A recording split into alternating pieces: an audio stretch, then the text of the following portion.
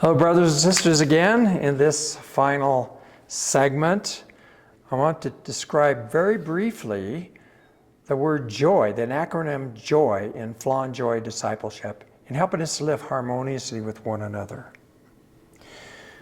J stands for joy to Jesus. O stands for joy to others. Y stands for joy to yourself. Now, what we work with in this segment is biblical principles, but also a lot of brain science as to what happens in your brain that causes joy.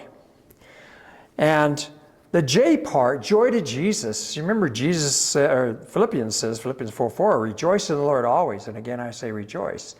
What's interesting about that word rejoice is that lots of times we think when we say rejoice, it means get happy inside, get yourself happy. When it's actually, it works two ways. It's not only about you getting happy, but it's also about how can you, I call it, joyify someone else. How can you bring joy to someone else? And if you look at it from that perspective, we need to have that holistic perspective of what rejoice means. We can bring joy to Jesus. The Bible says that if one sinner repents, there's rejoicing in heaven. Okay, you can bring joy to Jesus. There's a way to bring joy to God. He also brings joy to you in what he does. In fact, when you think about what the angels announced, he's bringing great joy to all the people. So it's a joy that's two-way. This is relational. And so Flawn Joy is all about relationships, two-way relationships, not just one-way relationships. So the first one is joy to Jesus. We learn how to give joy to Jesus, and we learn how to receive that joy from Jesus. The O stands for how do you give joy to others? And we go through several things about how you give joy to others. One of the things in Romans 16, if you read through it, it says greet one another. And we found that they found in brain science that if you greet someone well, you look them in the eye, it produces oxytocin, I think it is, as well as dopamine in your system, which brings you joy. And you feel, if somebody comes up to you and just ignores you, you don't have that feeling. Or if they spit in your face, like I had a guy spit in my face. Little kid, I was going to visit them one time, and I opened up the door, and they asked me to come in. He was on a balcony and spit in my eye. I can still feel it right here. That was about 30 years ago. But it's not something that brings joy. And so there's ways, what you can do to bring joy. There's different things you can bring joy to others. We look through a lot of that. We even go through a demo of how do you tell if you're overwhelming someone? How do you know when to stop?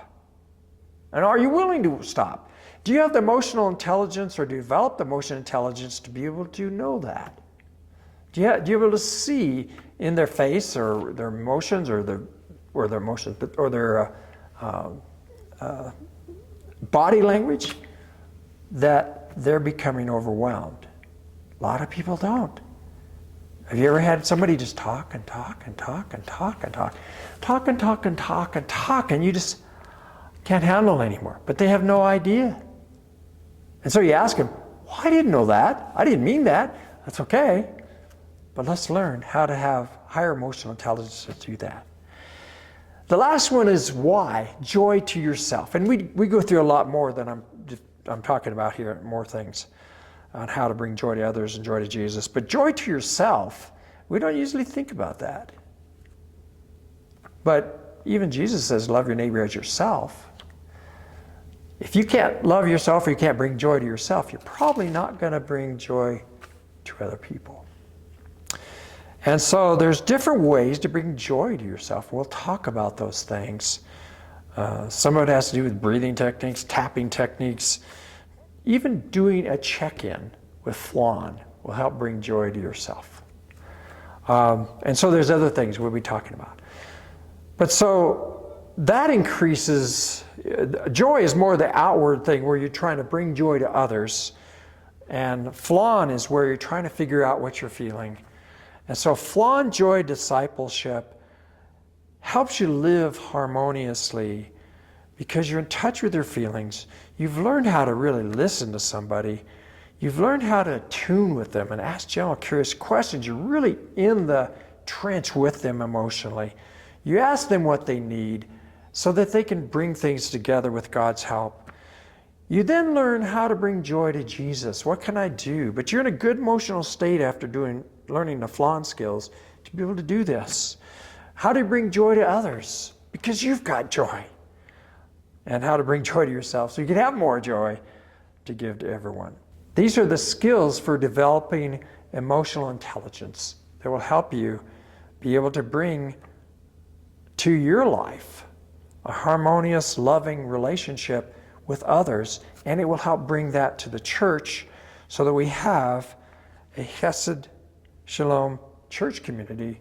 Not only that, you can have that in your marriage, you can have that in your development, your time with your kids. We've had some great times just with our kids doing this.